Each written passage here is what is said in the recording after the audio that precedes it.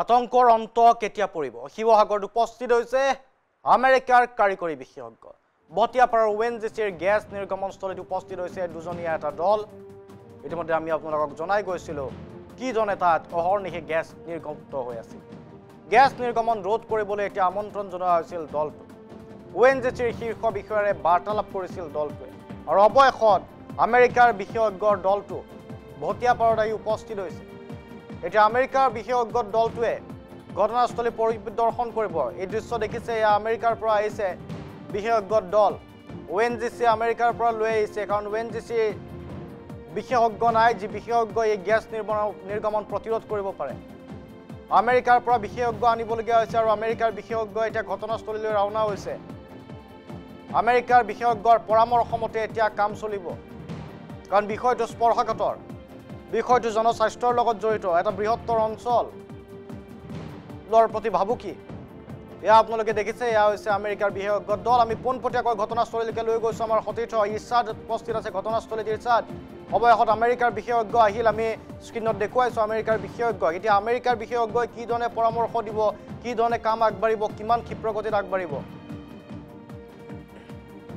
চাওক শান্তনু মহন্ত মই এটা বিগ আপডেট দিব চেষ্টা কৰিম মোৰ এনবি নিউজৰ দৰ্শকসকলক মই এখন ফটো দেখাব চেষ্টা কৰিছোঁ সতীৰ্থই ইতিমধ্যে এই ফটোখন জুম কৰিছে আৰু ইতিমধ্যে ভটিয়াপাৰাৰ যি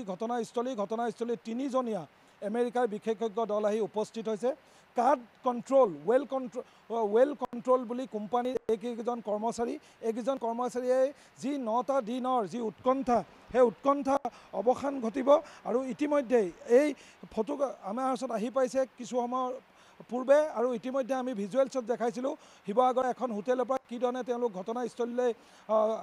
গমন ৰাওনা হৈছিল আৰু এতিয়া এই পোনপটীয়া সম্প্ৰচাৰত মই এই ফটো দেখাব চেষ্টা কৰিছোঁ তেওঁলোকে ওএনজিচিৰ যি বিষয়ববীয়া কৰ্মচাৰী আছে তেওঁলোকৰ লগত আলোচনাত মিলিত হৈছে সমগ্ৰ পৰিৱেশটো অনুধাৱন কৰিছে আৰু যিহেতু আমি কালি এক পোনপটীয়া সম্প্ৰচাৰত কৈছিলোঁ যে তেওঁলোকে প্ৰথমে ক্ৰেপিং নামৰ এটি পদ্ধতি ইয়াত প্ৰয়োগ কৰিব আৰু ক্ৰেপিঙৰ পাছতে যদি এই ক্ৰেপিং বোলা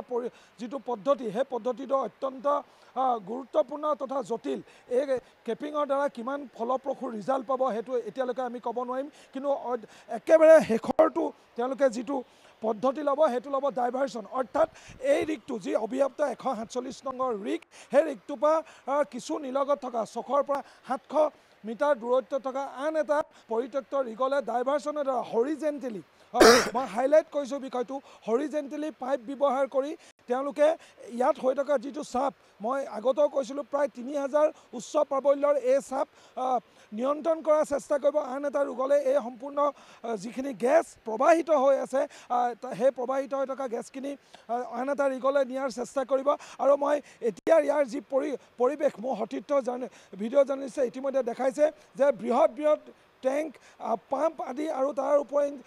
ফায়াৰ টেণ্ডাৰ্ছৰ গাড়ী আছে আৰু ইতিমধ্যে শিৱসাগৰৰ এখন হোটেলৰ পৰা ইতিমধ্যে তেওঁলোক ওলাই আহিছে তিনিজনীয়া কাট ৱেল কণ্ট্ৰল নামৰ যিটো কোম্পানী আমেৰিকাৰ সেই কোম্পানীটোৱে এই নিয়ন্ত্ৰণ কৰাৰ চেষ্টা কৰিব যি 9টা দিনৰ ভটিয়াপাৰাৰ বাৰীচুক অঞ্চলৰ যিসকল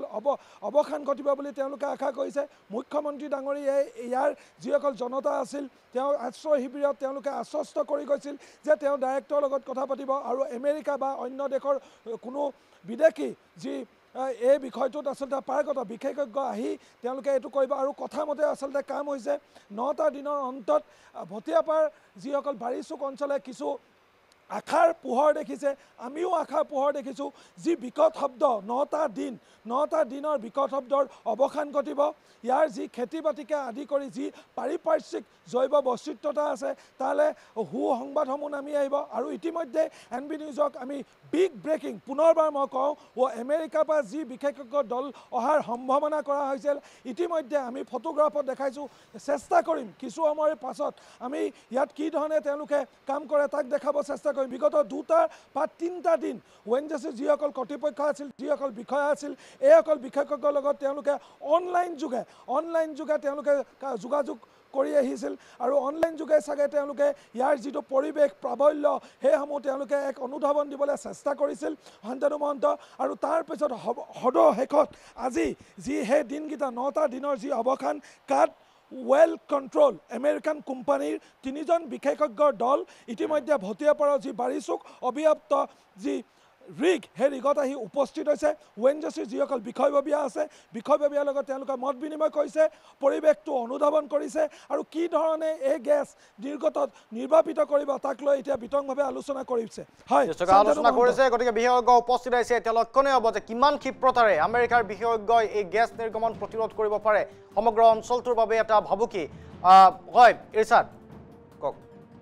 ইতিমধ্যে অখিল গগৈ কিছু সময় পূৰ্বে এই স্থান পৰিদৰ্শন কৰিছিলে শান্তনু মহন্তই ONGC কৰ্তৃপক্ষৰ লগত তেওঁ পোনপটীয়াভাৱে কথা পাতিছিলে প্ৰায় 4 পৰা 5টা দিনৰ ভিতৰত এই গেছ নিয়ন্ত্ৰণ হ'ব বুলি ONGC কৰ্তৃপক্ষই অখিল গগৈক জনাইছে বুলিও এটা ইনপুট আছে শান্তনু মহন্ত নিশ্চয়কৈ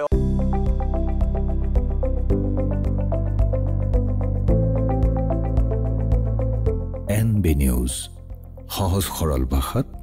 নৱভাৰতৰ কথা